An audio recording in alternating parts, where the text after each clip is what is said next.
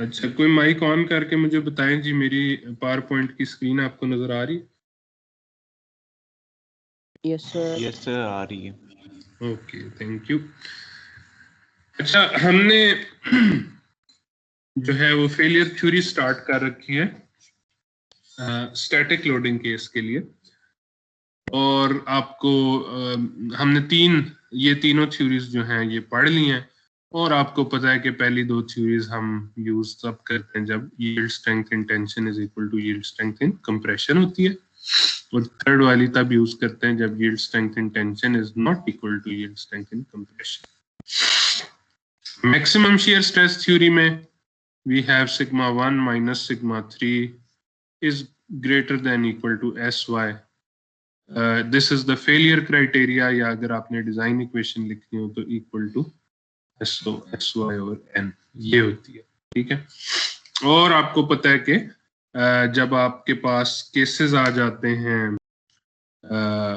इस तरह के आपने देखना होता है कि सिग्मा 1 और सिग्मा 3 इनमें से पॉजिटिव कौन सा है, नेगेटिव कौन सा है।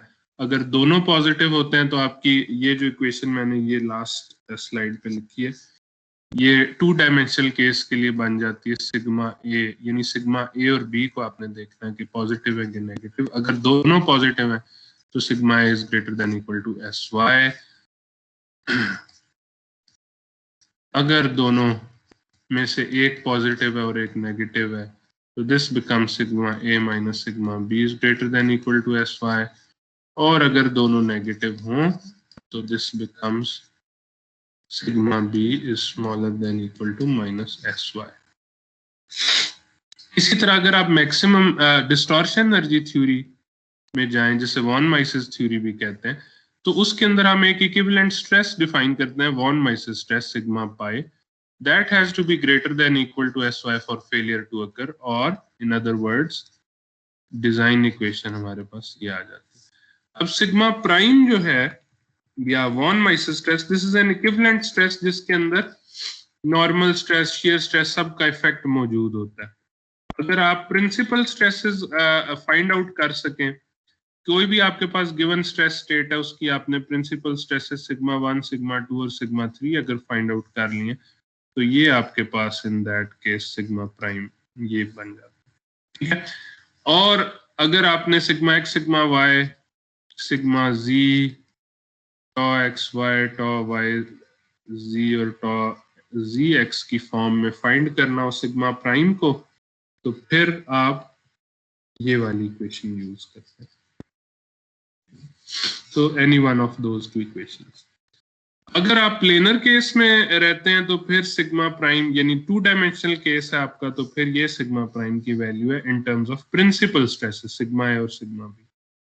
और अगर आप फाइंड आउट करना चाहते हैं sigma prime in terms of sigma Y sigma X sigma Y and tau X Y, तो उस केस में ये वाली इक्वेशन सबसे ज्यादा आप यही वाली इक्वेशन यूज करेंगे, ये वाली।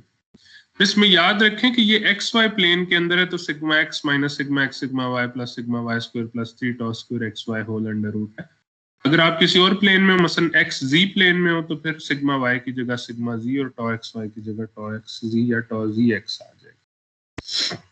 इसी तरह अगर आप वाई जी प्लेन में है तो ये शुरू हो जाएगा। ओके, अच्छा उसके बाद हमने तीसरी थ्योरी पढ़ी विच वाज कूलम मोहर थ्योरी फॉर डक्टाइल मटेरियल्स। ठीक है, वो भी आपने देख लिया। मैंने उसकी आपसे थोड़ा सा कहा था कि इस फिगर में से ये वाला जो रिजल्ट है ये निकालना है अपने घर पे, और इसको मैं एज एन असाइनमेंट भी दूंगा। सो होपफुली आप लोगों ने इसको देख लिया होगा। So this is very similar to maximum shear stress theory, the only difference is कि यहाँ पे टेंसाइल और कंप्रेसिव स्ट्रेंथ्स डिफरेंट है।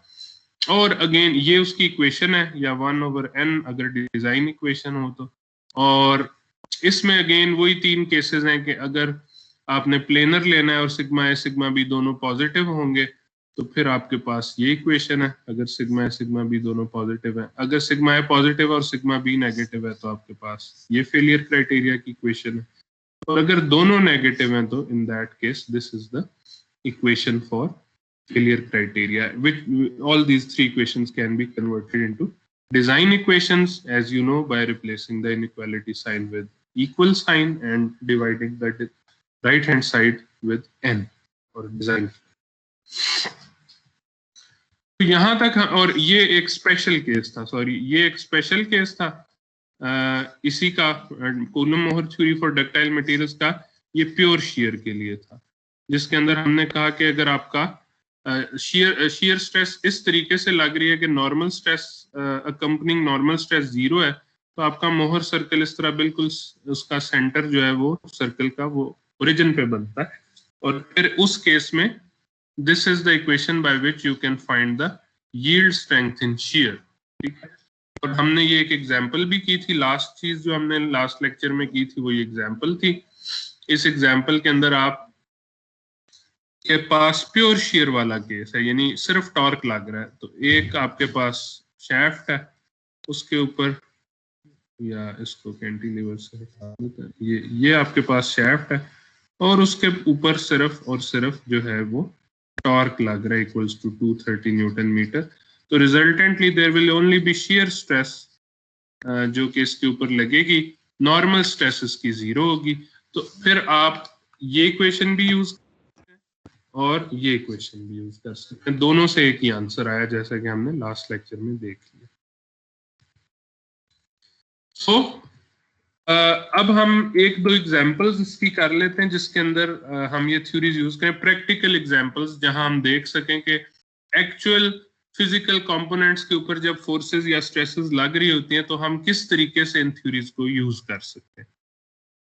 So first example,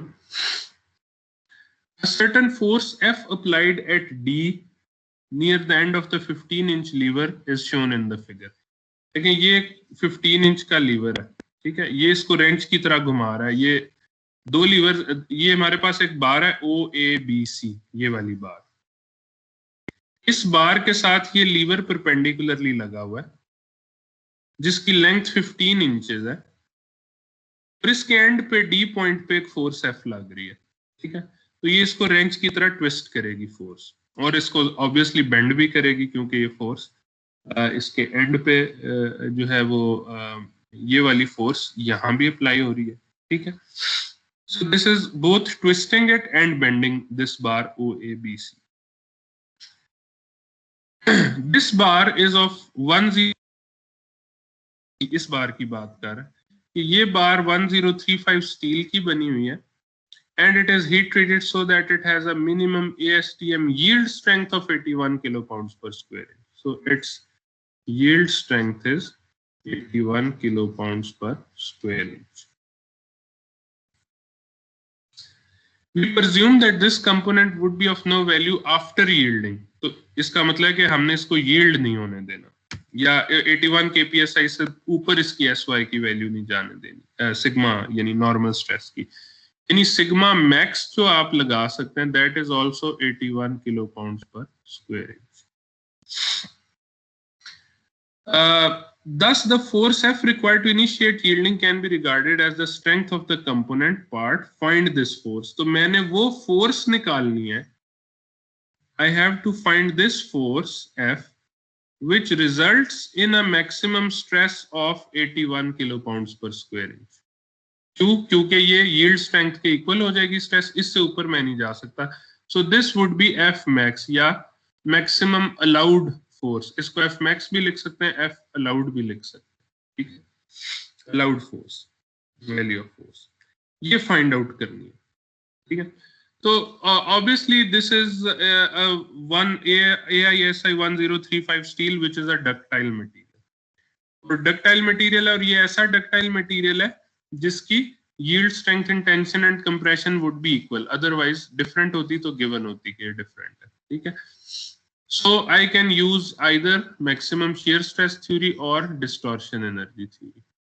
Again, this is a sort of a analysis problem. This is not a design problem, ठीक है। So distortion energy theory, although दोनों difference पता, I would like to use distortion energy theory first because this is an analysis problem, और analysis problem में मुझे accurate solution चाहिए F allowed का, ठीक। and the more accurate of these two theories is the distortion energy theory. So मैं इसकी जो है वो निकालने की कोशिश करता हूं कि स्ट्रेस मैक्सिमम फोर्स कितनी उसकी वैल्यू होगी। सबसे पहले मैं क्या कर सकता हूं, मैं इस फोर्स को अगर इस पॉइंट के ऊपर ले जाऊं, यहां पे अप्लाई करूं, ये जो फोर्स है, ठीक है। तो मुझे इसके लिए क्या करना होगा, देखें ये फोर्स अगर मैं इधर अप्लाई करता हूं तो जैसे इधर ये इस बार को बेंड कर रही है OABC बार को, उसी तरह यहां अप्लाई करने पे भी बेंड करेगी। लेकिन जब मैं इधर लेके जाऊंगा तो ये जो टॉर्क वाला फैक्टर है ये खत्म हो जाएगा, इसलिए मुझे इसको शिफ्ट करने के लिए एक एडिशनल टॉर्क भी इधर लगाना पड़ेगा, ठीक है। This torque which is equal to 15 multiplied by this force F. This torque is 15 into F. ठीक है, अब मैंने इसको सिंप्लीफाई कर लिया। In a cantilever beam which has a force F and a torque T which is equal to 15F. ठीक है, ये मेरे पास प्रॉब्लम बन गई। अब यहाँ पे कौन सी दो स्ट्रेसेस आएंगी? अच्छा, एक चीज आप देखें कि सबसे पहले तो ये देखें कि मुझे किस पॉइंट के ऊपर अपनी सारी कैलकुलेशंस करनी चाहिए।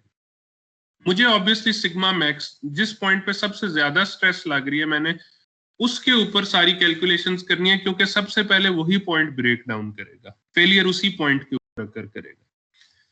तो आप देख सकते हैं कि ये अब कैंटिलीवर बीम है। आपको पता है कि फॉर एग्जांपल अगर मैं इधर इसको मैं खत्म कर दूं, इधर मैं एक नई स्लाइड डाल देता हूं। सो मेरी अब सिचुएशन ये है,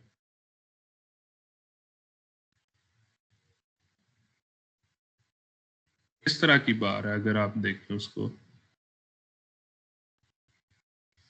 ये देखें यहां पे इसके फिले रेडियस है, और यहां पे यहां पे आप फोर्स F अप्लाई कर रहे हैं और torque T equal to 15F डाल रहे हैं।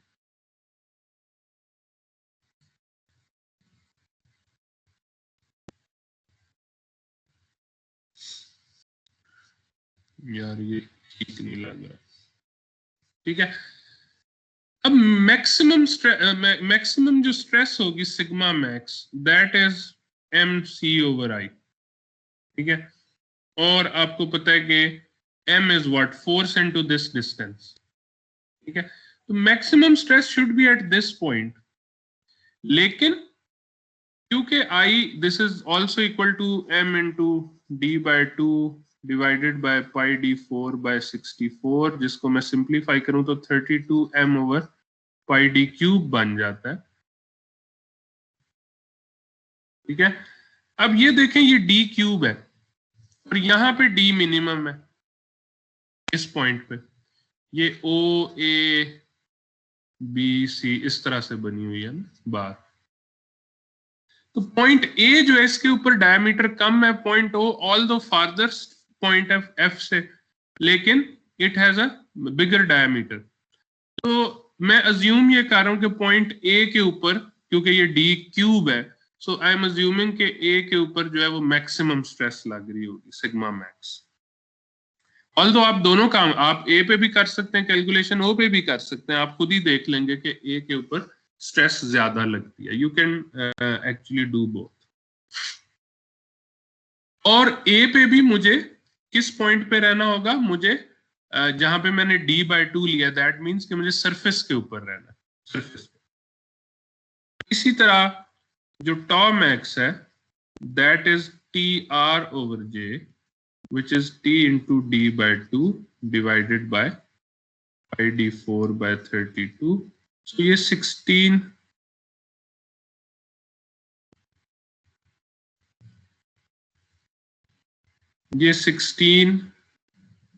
क्या हो जाएगा, 16 T over pi D cube, इसके इक्वल हो जाएगा टॉ मैक्स। अब m की क्या वैल्यू है? m इज f मैं इधर ले आया हूं ना, m is f multiplied by this 12 plus 2, ये 2 और ये 12 ऐड हो रहा है, तो मैं ए पॉइंट पे पहुंच गया, इस पॉइंट पे, ठीक है। सो this would B 32 into 14f divided by पाई। अच्छा, d क्या, डायमीटर की क्या वैल्यू है इस बार का? ए पॉइंट के ऊपर जो मिनिमम डायमीटर है दैट इज 1 इंच, तो पाई इंटू 1 क्यूब। और इसी तरह 16 इंटू टी क्या था? टी मैंने आपको पहले ही बता दिया था कि ये टी जो है ये 15f के इक्वल होगा, क्योंकि ये 15 है distance. So this would B 15f divided by pi into 1 cube. तो यहां से मेरे पास सिग्मा मैक्स और टॉ मैक्स की वैल्यूज आ जाएंगी। और ये याद रखिए कि ये मैं फॉर एग्जांपल मैं ये इसका एक ये इस तरह का स्ट्रेस एलिमेंट भी बना सकता हूं जिसपे सिग्मा और टॉ बना रहा हूं, और इस तरह का भी किसी भी सरफेस पे बना सकता हूं, ठीक है। तो इसने जो सोल्यूशन लिया है उसके अंदर इसको ये सिग्मा एक्स कहता है, ये जो मैंने फाइंड आउट किया सिग्मा एक्स इसको बोल रहा है इसको, और इसको टॉ जी एक्स बोल रहा है, ठीक है। देखें सिग्मा एक्स और टॉ जी एक्स, इसका मतलब है कि ये एक्स जी प्लेन के अंदर है, विच मीन्स कि इसने ये वाला नहीं बल्कि ये वाला stress element x Z plane के अंदर, तो ये सिग्मा एक्स लग जाएगा इस पे और ये इसके ऊपर टॉ जी एक्स इस तरीके से लगेगा, ठीक है। So sigma x would be 142.6 f and tau zx would be 76.4 f। याद रखिए कि सिग्मा z इस केस में, या अगर ये एक्स वाई प्लेन लेता तो sigma y in that case that is 0। सो मेरा स्ट्रेस एलिमेंट इस वक्त इस तरह का, एक इस पे 142.6 f लग रही है और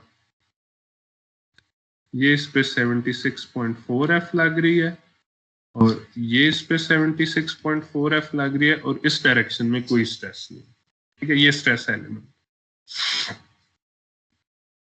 अब मैंने कहा कि मैं सबसे पहले वॉन माइसिस स्ट्रेस लेता हूं। So von Mises stress in X Z plane would be, ये 2 डायमेंशनल केस है, it would be sigma X square minus sigma X sigma Z plus sigma Z square plus 3 tau square X Z whole under root.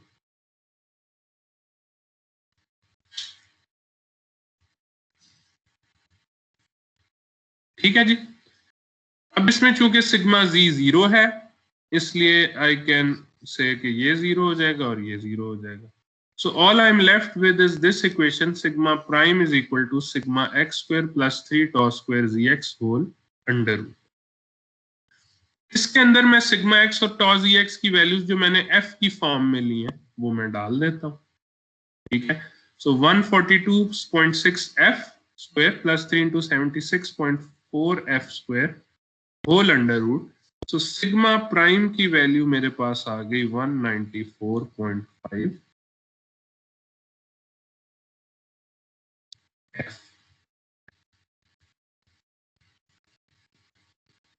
ये sigma prime की value. अब अगर आप देखें तो वो क्या रहा है क्वेश्चन के अंदर, वो कह रहा है कि मुझे यील्ड स्ट्रेंथ तक जाने की इजाजत है, ठीक है। यानी my sigma prime can go to a maximum value of sy which is in our case 81,000 pounds per square inch, 81 kgs। So 194.5 s, तो यहां से आप ये सिग्मा प्राइम की जगह आप 194.5 f डाल दें, तो f की वैल्यू आपके पास 416 पाउंड्स फोर्स ये, ठीक है। सो this is the maximum allowed force, this is f allowed. आप इससे ज्यादा फोर्स नहीं लगा सकते। जब आप F equal to 416 pounds force लगा रहे हैं, तो according to distortion energy theory you are at the limit of yield. आप यील्डिंग को जो है अप्रोच कर चुके हैं। इससे ज्यादा आप फोर्स लगाएंगे तो you would cause irreversible damage और irreversible strain on the ये shaft जो बार जो भी आपकी OABCS के ऊपर irreversible strain आ जाएगी। अच्छा, इसी को अगर मैं करना चाहूँ मैक्सिमम शियर स्ट्रेस थ्योरी से, ये अब मैक्सिमम शियर स्ट्रेस थ्योरी से हुआ है, इसको आप लोग खुद देख लें, इजी है, बट जस्ट जो है इसके अंदर कॉन्सेप्ट क्या है कि बेसिकली आप मैक्सिमम शियर स्ट्रेस थ्योरी का आपको फॉर्मूला पता है, which is sigma 1 minus sigma 3 is greater than equal to SY। इस केस में उसको इक्वल टू SY हम कर रहे हैं, ठीक है, which is equal to 81,000 pounds per square inch. तो आपको बेसिकली सिग्मा 1 और सिग्मा 3 फाइंड आउट करने हैं, और ये हमने पहले ही देख लिया कि हमारा स्ट्रेस एलिमेंट क्या है XZ प्लेन के अंदर। ये इधर जो है वो 142.6 F पे है और इधर 76.4 F है, और यहाँ ये इस तरह होगा और यहाँ ये इस तरह होगा और यहाँ इस तरह होगा, ठीक है। तो ये फेस और ये फेस बेसिकली आपने ड्रॉ करने होते हैं। सो this would B 142.6 F and 76.4। So 142.6 for example ये, और 72 ये है, अगर 76, तो ये आपका फर्स्ट पॉइंट आ जाएगा। सेकंड पॉइंट क्या होगा, 76.4 एंड 0, सो ये आपका सेकंड पॉइंट आ जाएगा, और ये आपका मोहर सर्कल आ जाएगा, ठीक है। थोड़ा सा इसको बेहतर बना लेते हैं इस तरह से, और आपके पास इवेंचुअली किसी को कोई चीज किसी पॉइंट पे समझ नहीं आए तो आप प्लीज अपना माइक ऑन करके क्वेश्चन कर सकते हैं, मैं रुक के आपको पहले आंसर कर दूंगा। ये आपका सिग्मा 1 हो जाएगा और ये सिग्मा 3 हो जाएगा, ठीक है। तो वो कहता है जी कि यहाँ पे आपके पास दो नॉन जीरो प्रिंसिपल स्ट्रेसेस होंगी, sigma and sigma B will have opposite signs, ठीक है, क्योंकि सिग्मा ए पॉजिटिव आएगी और सिग्मा बी या ये सिग्मा 3 जो है सिग्मा बी हो जाएगी और सिग्मा 1 सिग्मा ए हो जाएगी, ये दोनों ऑपोजिट साइंस के साथ आएंगे। अब आप ये वैल्यूज फाइंड आउट कर सकते हैं सिग्मा ए और सिग्मा बी की, and you can just find out this equation, और इसके अंदर आप, क्योंकि सिग्मा ए और सिग्मा एफ जो है वो सिग्मा बी एफ की फॉर्म में आएंगी, तो वहां से आप अपना एफ फाइंड आउट कर सकते हैं, which would be 388 pounds force, and this is a lower value indicating that maximum shear stress theory is more conservative than distortion energy theory। ये आपको थोड़ी फोर्स या थोड़ी स्ट्रेस अप्लाई करने की इजाजत देती है। इस मैक्सिमम शेयर स्ट्रेस थ्योरी की कैलकुलेशन या प्रिडिक्शन के मुताबिक 388 पाउंड फोर्स के ऊपर ही आप यील्डिंग पॉइंट पे पहुंच जाएंगे, जबकि डिस्टॉर्शन एनर्जी थ्योरी कहती है कि आप 416 पाउंड पे फोर्स पे आप यील्डिंग पॉइंट पे पहुंचेंगे, ठीक है जी। कोई क्वेश्चन है तो बताएं इसके अंदर।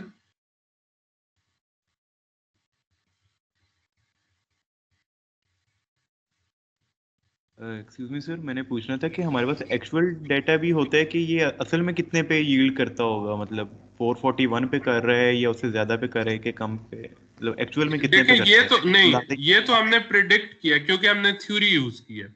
अगर आपको एक्चुअल डाटा चाहिए तो आप क्या कर सकते हैं कि आप एग्जैक्टली इस साइजेस के बार्स को बनाएं, लैब के अंदर लेके जाएं, फोर्स अप्लाई करना शुरू कर दें, ठीक है, फोर्स अप्लाई करना शुरू कर दें, और इस पॉइंट के ऊपर, ये जो पॉइंट है पॉइंट ए, इस पॉइंट के ऊपर स्ट्रेस स्ट्रेन का ग्राफ बनाना शुरू करें, ठीक है। ये ग्राफ ऐसे बनेगा और यूं बनेगा और आखिर में ये टूट जाएगी इधर से बाहर। फिर आप इस ग्राफ को स्टडी करें और देखें कि ये वाला पॉइंट फोर्स की किस वैल्यू पे आया था, यानी एक्सपेरिमेंटली आप फाइंड आउट कर सकते हैं। और जो आप एक्सपेरिमेंटली फाइंड आउट करेंगे हो सकता है वो ये जो फोर्स है 416 पाउंड, इससे थोड़ी सी डिफरेंट आए, हो सकता है 420 आए, 425 आए, we don't know. This is just an estimate based on this theory, ठीक है। सर कोई सॉफ्टवेयर्स भी होते हैं जिसपे हम लोग ये मतलब एक्चुअल में कर जी सकते जी हैं कि जी जी, नहीं एक्चुअल तो नहीं, सॉफ्टवेयर भी अगेन प्रिडिक्ट कर रहा है। Software is not giving you actual result, software is predicting. और सॉफ्टवेयर आपका जो आपने मैकेनिक्स ऑफ मटेरियल्स में प्रोजेक्ट में यूज किया था एनसिस, वो आपको ये सारी वैल्यूज देगा, but again ANSYS is a software which is predicting failure based on some theories. और आप एनसिस के अंदर देखते थे कि आपको वो स्ट्रेस के पीछे वॉन माइसेस लिखा होता था, व्हिच मींस कि it was using distortion energy theory to predict this. तो आपके पास एनसिस के अंदर भी जो रिजल्ट आएगा, that would be an estimate, that would be a better estimate, क्योंकि वो जो फाइनाइट एलिमेंट मेथड यूज कर रहा है, which is a more accurate method. जो है डिस्टॉर्शन एनर्जी थ्योरी, वो सिर्फ एक पॉइंट ए पे जिस तरह मैंने लगाया वो नहीं लगा रहा, वो पूरी बार को हर पॉइंट के ऊपर मैश में डिवाइड करके हर हर पॉइंट के ऊपर लगा के देख रहा है। So it is a better numerical technique, but in the end आपका जो एक्सपेरिमेंट से रिजल्ट आएगा उससे वो भी थोड़ा सा डिफरेंट ही होगा। That is why we incorporate factors of safety या डिजाइन फैक्टर्स इनटू आवर जो है वो डिजाइन, ठीक है जी। ठीक है सर, थैंक यू।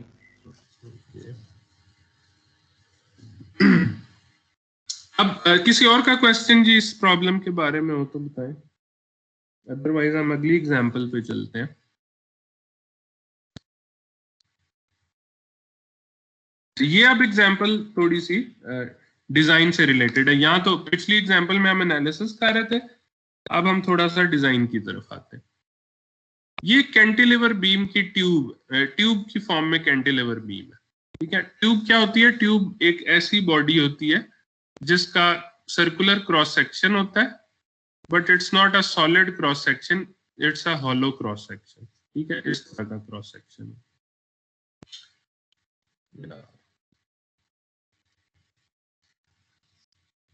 बिल्कुल आज वो नहीं कर रहा। अच्छा, जब आपका सर्कुलर क्रॉस सेक्शन होता है ना होल सॉलिड, तो फिर तो आपको याद होगा कि आई की वैल्यू पाई डी 4/64 होती है और जे की वैल्यू पाई डी 4/32 होती है, ठीक है। बट इस केस में आई की वैल्यू, अगर ये आउटसाइड डायमीटर इसको कहें और इसको इनसाइड डायमीटर कहें, तो वो pi D nought 4 minus D I 4 divided by 64 I की वैल्यू, और इसी तरह जे की वैल्यू भी D nought 4 minus D I 4 के इक्वल है। सो मेरा कहने का मतलब है कि इस शेप की आई और जे की वैल्यूज थोड़ी सी डिफरेंट होती हैं ट्यूब की, आपको ये याद रखने की जरूरत है, ठीक है। और जो आपकी बुक के आखिर में अपेंडिसेस दिए हैं उसमें ये गिवन है इन शेप्स के लिए, सब के लिए आई और जे के फॉर्मूलाज गिवन। एनीवे ये ट्यूब जो है, a cantilever tube shown in figure is to be made of 2014 aluminium alloy treated to obtain a specified minimum yield strength of 276 megapascal. So SY is 276 megapascals. बहुत ज्यादा लग रही है, समझ नहीं आ रही। लेट्स, ठीक है जी। और we wish to select a stock size tube from table A8 using design factor of 4, ठीक है। स्टॉक साइज का क्या मतलब है? यानी मैं ऑलरेडी मैन्युफैक्चर्ड ट्यूब्स जो हैं जिनके सेट साइजेस हैं, मुझे मुख्तलिफ साइजेस की ट्यूब्स मिलेंगी अगर मैं ट्यूब लेने मार्केट में जाऊंगा, तो मार्केट में जो साइजेस अवेलेबल होते हैं उनको स्टॉक साइजेस बोलते हैं, ठीक है। तो वो कह रहा है जी कि आपने स्टॉक साइज यूज करना है डिजाइन करने में, ये नहीं कि आपको अगर डिजाइन बता रहा है कि डायमीटर 3.981 मिलीमीटर का है तो आप 3.981 मिलीमीटर का ले लेंगे, बल्कि आपको देखना पड़ेगा फिर कि मार्केट में उससे मिलता जुलता कौन सा डायमीटर अवेलेबल है, वो आपने चूज करना है। और फिर देखना है कि जब बेंडिंग लोड, अच्छा बेंडिंग लोड की वैल्यू दी हुई है, 1.75 किलो न्यूटन्स, ये जो एफ है, ठीक है। एक्सियल लोड ये जो पी है इसकी वैल्यू दी हुई है 9 किलो न्यूटन, और टॉर्शन की वैल्यू दी हुई है, ये जो टॉर्क लग रहा है 72 न्यूटन मीटर। तो ये वाली जब आपके पास लोडिंग कंडीशंस हैं, तो इस कंडीशन में रियलाइज्ड फैक्टर ऑफ सेफ्टी क्या है, यानी एनएफ फाइंड आउट करना। डिजाइन के लिए तो आप 4 यूज करें, लेकिन अगेन आपको जो डायमीटर देगा डिजाइन फैक्टर के साथ, जिसको भी, जिस थ्योरी को भी आप यूज करेंगे, उस थ्योरी को यूज करते हुए आपके पास जो भी डायमीटर आएगा वो प्रोबेबली मार्केट में अवेलेबल नहीं होगा।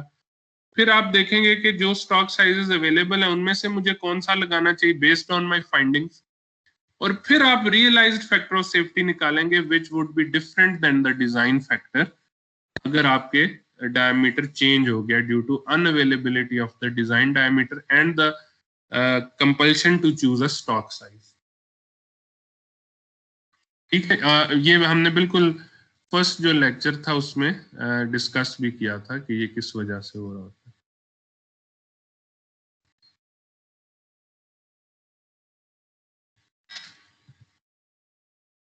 चलिए इसको देख लेते हैं कि सॉल्व कैसे करते हैं। सबसे पहले तो आपको ऑब्वियसली स्ट्रेसेस चाहिए, और नॉर्मल स्ट्रेसेस चाहिए और शियर स्ट्रेसेस चाहिए कि उनकी क्या वैल्यू होगी। अगेन आप देख सकते हैं ये एक्स जी, अगर मैं ये वाला स्ट्रेस एलिमेंट लूं which is in X Z plane, तो ये उसके ऊपर नॉर्मल स्ट्रेस लग रही होगी सिग्मा एक्स, और ये उसके ऊपर शियर स्ट्रेस लग रही होगी टॉ जी एक्स। तो sigma X would be equal to, अब सिग्मा में दो चीजें आ गई हैं।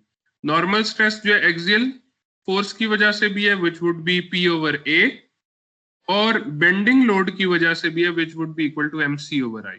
So it would be addition of these two, P over A plus MC over I, ये आपके पास सिग्मा x की वैल्यू होगी, ठीक है। और टॉ एक्स जी की वैल्यू क्या होगी, वो ऑब्वियसली टी आर ओवर जे होगी, या दोनों सिग्मा एक्स और टॉ एक्स जी निकल आएंगे।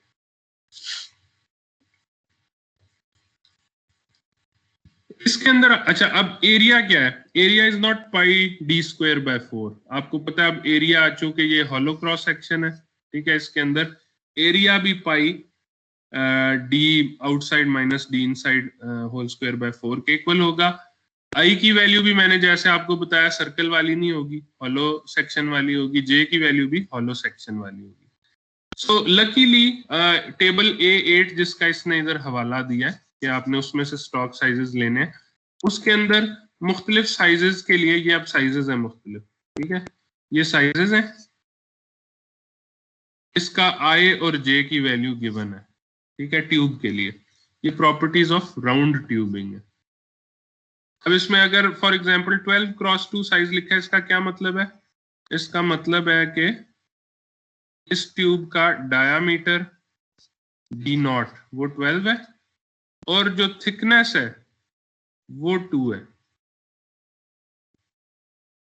विच मीन्स कि इसका inside diameter would be 12 minus 2 minus 2, यानी 12 माइनस 4 8 मिलीमीटर होगा इसका, D inside would be 8 millimetre. तो अगर आपको ये आई और जे की वैल्यू ना गिवन हो तो फिर आप डी नॉट और डी आई निकाल सकते हैं, और फिर जैसे मैंने आपको बताया कि आई की value pi D naught raise to power 4 minus D I raise power 4 over 64 हो जाएगी। इसी तरह अगर ये 42/5 है, इसका क्या मतलब है कि ये आउटसाइड डायमीटर इसका 42 मिलीमीटर है, और इनसाइड डायमीटर जो है वो इसमें से 10 निकाल देंगे तो 32 मिलीमीटर रह जाएगा। ये मैं इसकी बात कर रहा हूं, लेकिन उसके भी आई और जे की वैल्यूज आपको ऑलरेडी आगे गिवन है। सो मैं क्या करूंगा जी, मैं सिग्मा एक्स की वैल्यू निकाल लूंगा और टॉ जी एक्स की वैल्यू निकाल लूंगा इन दोनों फॉर्मूलाज में से।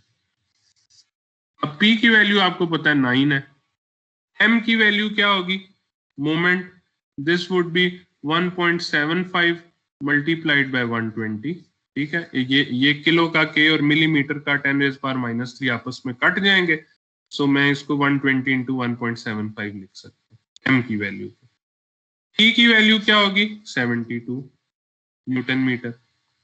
ये C जो है इसकी वैल्यू क्या होगी, C की वैल्यू ये d नॉट बाय 2 होगा, ठीक है। ये यानी d नॉट है, आउटसाइड डायमीटर है, तो C जो है उसका हाफ होगा d नॉट बाय 2। इसी तरह R भी जो है वो d नॉट बाय 2 के इक्वल होगा। इन सारी वैल्यूज को मैं डाल देता हूं इधर, ये देखें T की वैल्यू को 9 डाल दिया, M की वैल्यू 120 इंटू 1.75 डाल दी, C की वैल्यू d नॉट बाय 2 डाल दी, इसी तरह T की वैल्यू 72 और R की वैल्यू d नॉट बाय 2 डाल दी। तो मेरे पास ये दो रिलेशनशिप आ जाते हैं इन terms of outside diameter and geometric properties IA जो भी है, जो कि आपको टेबल A8 में गिवन है। टेबल A8 में ये एरिया भी गिवन है, ये जो एरिया आपने इधर यूज कर लेंगे, ठीक है।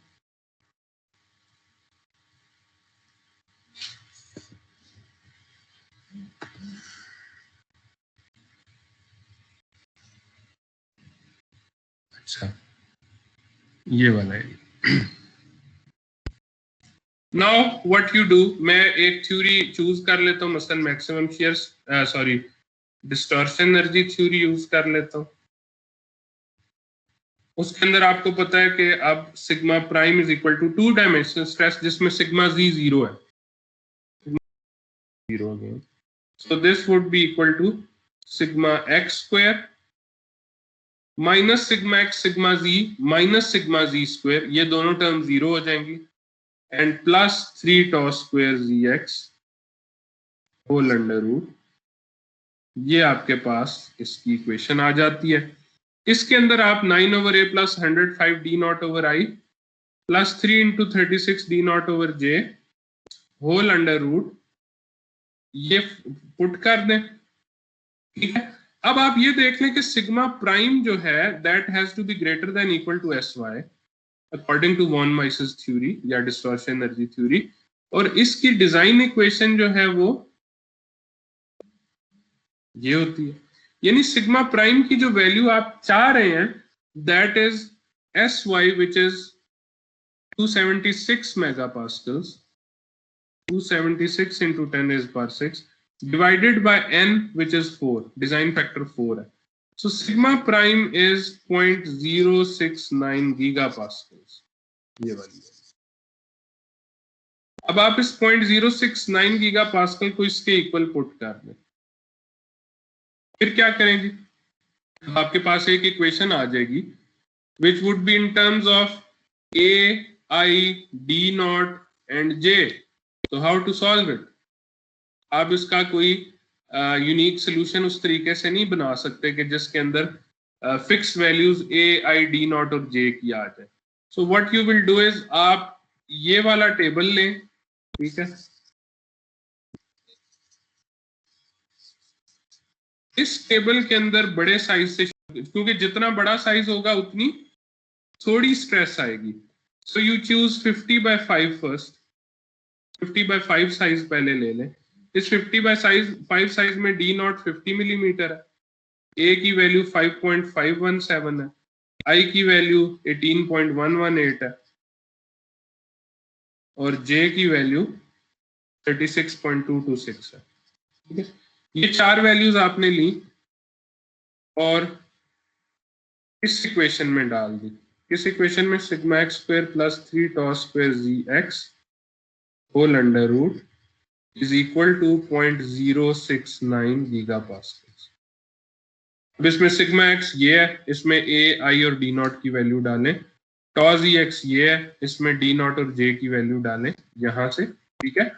तो आपके पास एक वैल्यू आ जाएगी,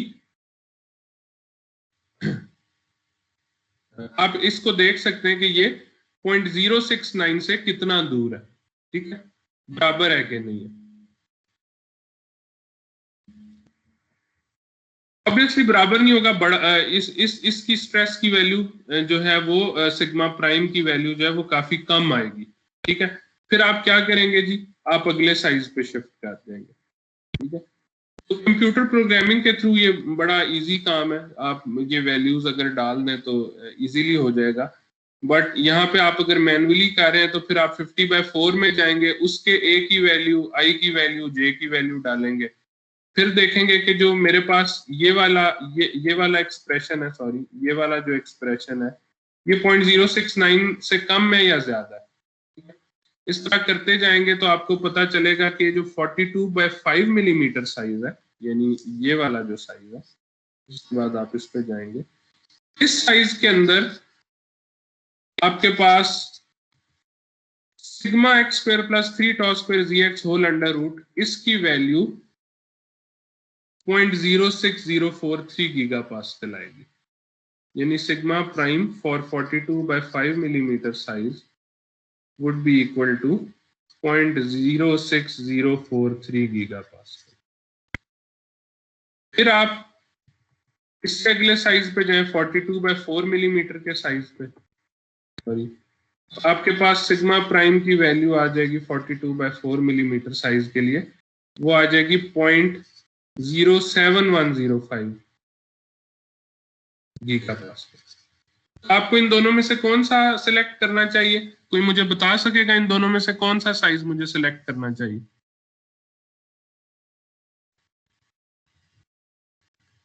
जो सिग्मा प्राइम की अलाउड वैल्यू थी वो 0.069 थी, ये उससे कम है और ये उससे ज्यादा है, मुझे कौन सा साइज सिलेक्ट करना चाहिए?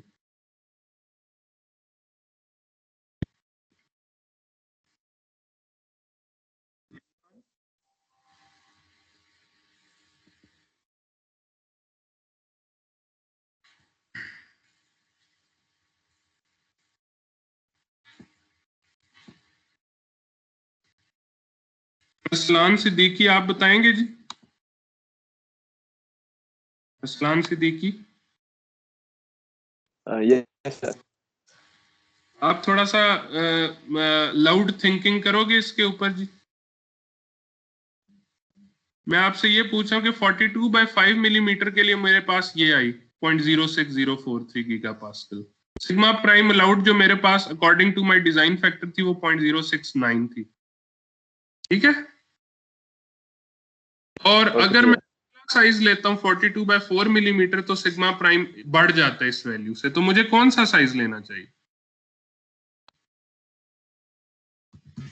कोई तुक्का शुक्का मारो। सर काफी गलत हो जाएगा। कोई दो ही तो ऑप्शन है, कितना गलत हो जाएगा?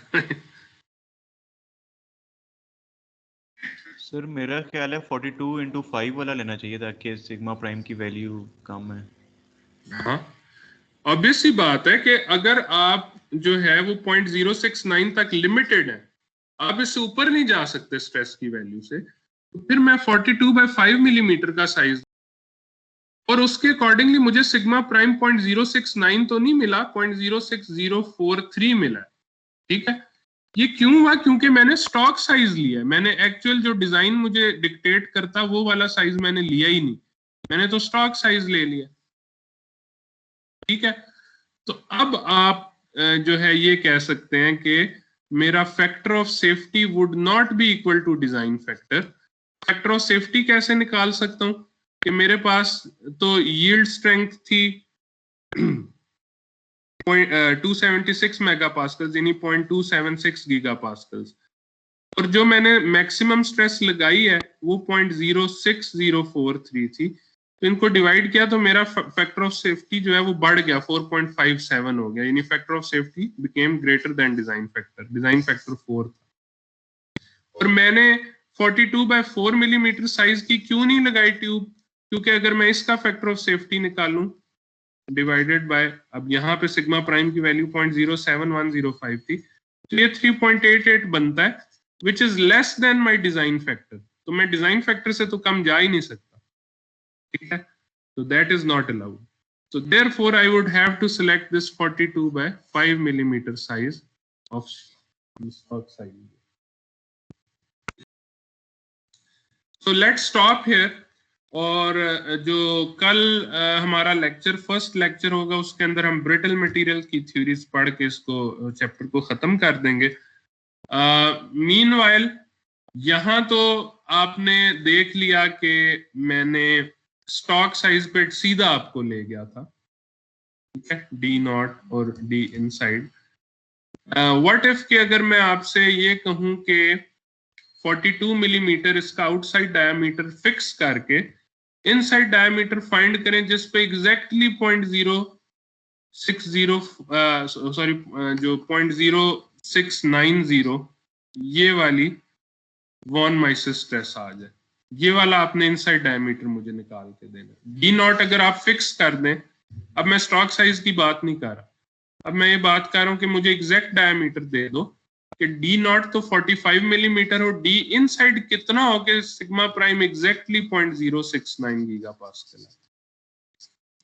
तो इसको आप एज एन होम असाइनमेंट करें और कल मैं इसका आंसर आप लोगों से पूछूंगा। इसके लिए आपको सर्कल ये सॉरी हॉलो सिलेंडर जो है, हॉलो क्रॉस सेक्शन जो है, इसका आई पता होना चाहिए, उसका फॉर्मूला, जे का फॉर्मूला और एरिया का फॉर्मूला पता होना चाहिए, फिर आप इजीली निकाल सकते हैं।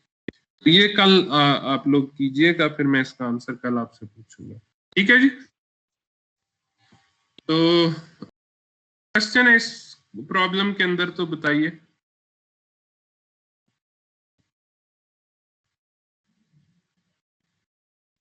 Any question?